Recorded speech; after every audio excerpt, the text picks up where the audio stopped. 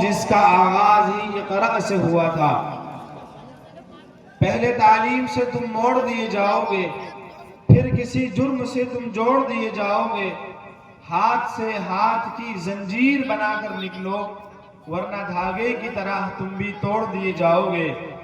معزز اور محترم سامعین کرام، اسٹیج پر رونق افروز علماء کرام اور قرب و جمانب سے تشریف لانے والے معزز مہمانان اعظام، آج کا یہ خوبصورت پروگرام تعلیم بیداری کے عنوان سے قائم کیا گیا ہے۔ تعلیم یعنی کہ سیکھنا سکھانا، دینی تعلیم اس کا مصداق ہے، اور دنیاوی فنون کو حاصل کرنا یہ بھی کمال کا ایک درجہ ہے۔ آج آپ سبھی حضرات یہاں تشریف لائے ہیں، اور اصل خصوصی خطاب اور خصوصی بیان ہمارے مہمان خصوصی معزز اور محترم اور محتشم جناب حضرت مولانا قاری محمد عاصم صاحب مظاہری، نواسہ شیخ الحدیث حضرت مولانا شیخ زکریا صاحب نور اللہ مرقدہ کا ہوگا۔ کچھ دیر آپ کے پاس اور آپ کے سامنے چند باتیں پیش کرنے کی کوشش کی جا رہی ہے۔ سامعین، ابھی آپ کے سامنے قرآن پاک کی 2-3 آیتیں تلاوت کی ہیں، جن میں اللہ رب العالمین نے سورہ رحمان کی پہلی آیتوں میں سب سے پہلے اللہ کی خاص صفت کا ذکر کیا، اور وہ ہے آپ کی صفت رحمانیت۔ فرمایا الرحمن، وہ ذات جو سب سے زیادہ رحم کرنے والی ہے، اور اس کے بعد ارشاد فرمایا علم القرآن، جس نے قرآن پاک کو سکھلایا۔ اس کے بعد فرمایا خلق الانسان، انسان کو پیدا کیا۔ پھر فرمایا علمہ البیان، انسان کو پیدا کرنے کے بعد اس کو قوت گویائی عطا فرمائی۔ آپ دیکھیں گے 4 باتیں ارشاد فرمائی۔ سب سے پہلے اللہ کی رحمانیت کا ذکر ہے، پھر تعلیم قرآن کا ذکر ہے، پھر تخلیق انسان کا ذکر ہے، پھر تعلیم بیان کا ذکر ہے۔ اگر آپ ترتیب وجودی پر غور کریں تو سب سے پہلے انسان کا وجود ہوتا ہے۔ جب انسان دنیا میں آ جاتا ہے، اس کے بعد وہ بولنا سیکھتا ہے، اس کو قوت گویائی عطا کی جاتی ہے، اور جب وہ بولنے لگ جاتا ہے، بچپنے سے آگے بڑھنے لگتا ہے، تب اس کا تعلیم کا دور شروع ہوتا ہے۔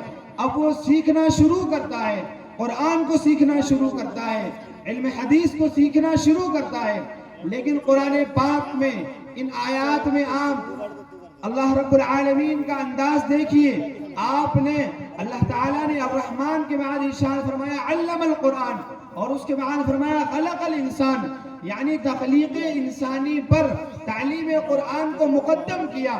اس بات کا احساس دلانے کے لیے، اس بات کی طرف اشارہ کرنے کے لیے مفسرین نے لکھا ہے کہ انسان کے وجود کا مقصد اور انسان کے اس دنیا میں آنے کا مقصد یہ تعلیم قرآن ہے۔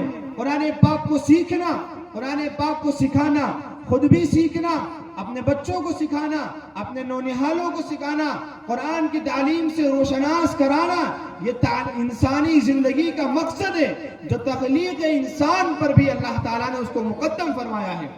علماء نے لکھا ہے اس آیت سے قرآن پاک کی تعلیم، علوم دینیہ کی تعلیم، علوم نبویہ کی تعلیم کی اہمیت سمجھ میں آتی ہے۔ آپ دیکھیں قرآن پاک میں تقریباً 6666 کے قریب آیتیں ہیں، 78,000 کے آس پاس قرآن پاک کے الفاظ ہیں۔ رب العالمین کی طرف سے جب پہلی وحی نازل کی جاتی ہے تو ان 78,000 الفاظ میں سب سے پہلا لفظ، سب سے پہلی وحی، سب سے پہلی آیت اور جن الفاظ کا انتخاب کیا جاتا ہے اللہ رب العالمین کی طرف سے، وہ الفاظ ہوتے ہیں بسم اللہ الرحمن الرحیم، اقرأ بسم ربک الذی خلق، خلق الانسان من علق۔ غار حرا کے اندر جب آپ صلی اللہ علیہ وسلم تشریف فرماتے ہیں، ابھی تک شمع رسالت طلوع نہیں ہوا تھا، ابھی تک آفتاب رسالت طلوع نہیں ہوا تھا۔ آپ صلی اللہ علیہ وسلم نبوت سے پہلے خلوت میں چلے جایا کرتے تھے. وحبب الیہ الخلا، خلوت گزینی، تنہائی میں جانا یہ آپ کو پسند تھا. بس اسی معمول کے مطابق ایک مرتبہ آپ صلی اللہ علیہ وسلم غار حرا میں موجود تھے اور باہر کا ماحول انتہائی آلودہ ہے. باہر شراب نوشی، قتل و غارت گری اور چوری، ڈاکہ زنی اور دیگر تمام کی تمام برائیاں عروج پر ہیں. اس وقت میں وحی ربانی، سب سے پہلی وحی جو نازل کی جاتی ہے وہ یہ فرمایا جاتا ہے اقرا، آپ پڑھیے. اس میں اشارہ تھا اس بات کی طرف کہ جب دنیا کے اندر بے حیائیاں عام ہو جائیں، برائیاں پھیل جائیں اور آپ کو سمجھ میں نہ آئے کہ آپ کیسے کس برائی کا کہاں سے مقابلہ کریں، تو اس کے لیے آپ تعلیم کے زیور کو اختیار کیجئے. اقرا پر عمل کیجئے، آپ پڑھیے اس رب کے نام سے جس نے آپ کو پیدا کیا. اللہ رب العالمین نے سب سے پہلے اس پہلی وحی میں 5 آیتیں ارشاد فرمائی. 5 آیتیں.